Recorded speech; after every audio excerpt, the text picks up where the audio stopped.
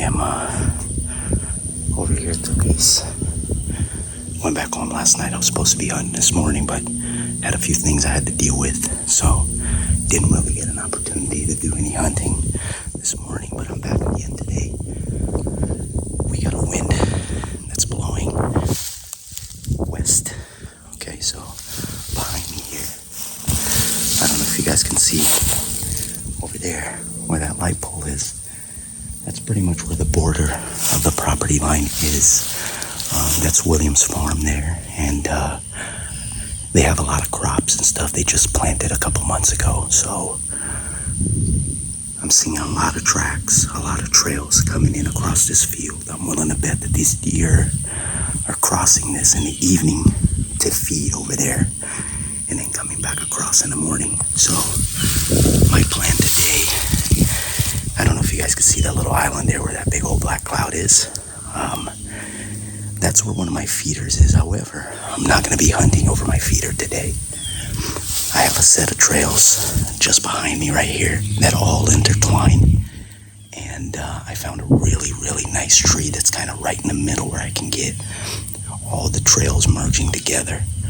So the hope is that this evening, as deer are migrating from the other side of the property, the slough and a lot of the oak hammocks to come across this field in the evening to feed at Williams' farm, I'll catch them as they're crossing this field and coming across those trails. So I'll see you guys in a little bit. So this is my first time using a climber. I didn't account for these freaking sticks, so a little bit sketch, but it's all good. I got a good view. I don't quite know how high I am, probably about 15, 20 feet.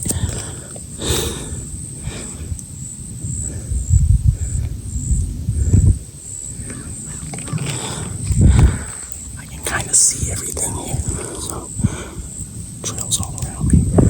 Wind blowing that way. So, nothing's coming from there.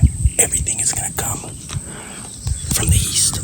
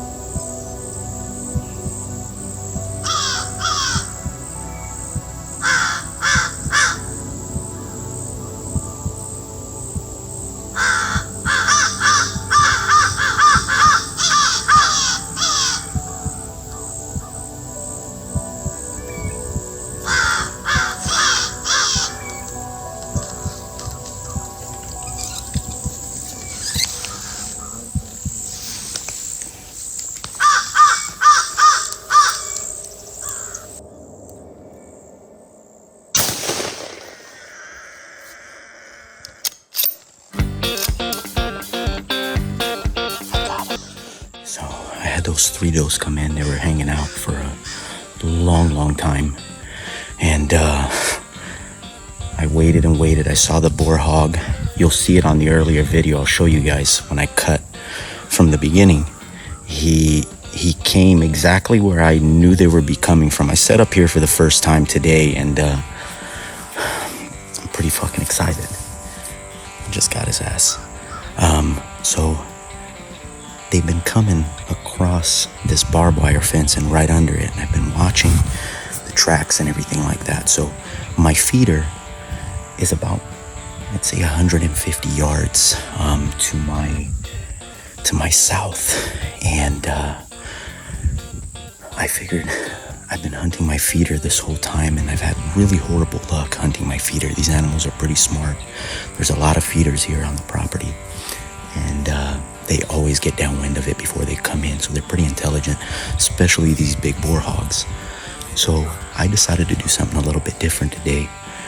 I kind of set myself up right on this triangle where a bunch of these trails actually meet, and these animals are coming across this barbed wire fence.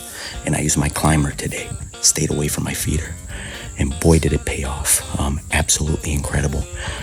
That big boar hog, I heard him rustling in the woods a little bit earlier. He came across about 200 yards away from me.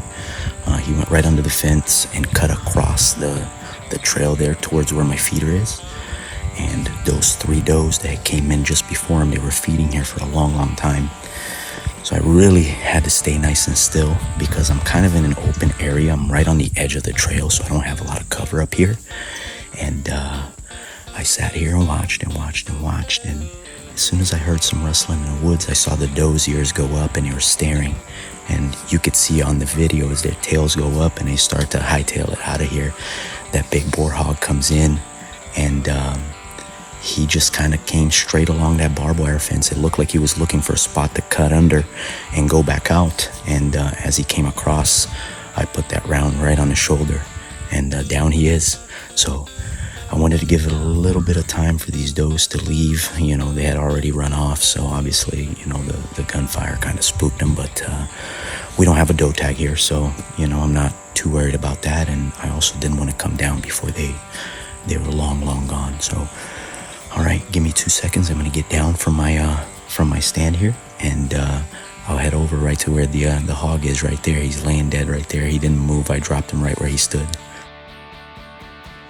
Okay, guys, just got off of my handy dandy climber. Not very comfortable at all. The sun's starting to go down. You can kind of see it behind me there.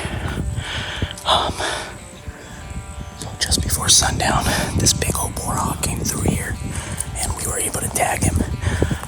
Just to give you an idea, that behind me there, I don't know if you can see this barbed wire fence here. That goes all the way out. And where that light pole is, that's the property line. Okay, so we have to be 100 yards in from the property line to hunt. And a lot of these animals move along this side here, and they're crossing these trails. But my feeder is on the other side of this, right behind me, about, I'd say 200 yards that way. So I wanted to set up here so that way I could catch animals as they were moving in. So I'm gonna take you guys so we could go see this hog. He's a nice one, a very nice one.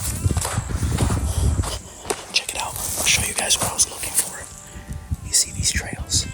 They're going straight across the barbed wire. So these animals were coming in through this little cut right here and cutting in this way and cutting in that way. So able to anticipate them, and that 7mm weight did the job. I love that rifle. Here he is.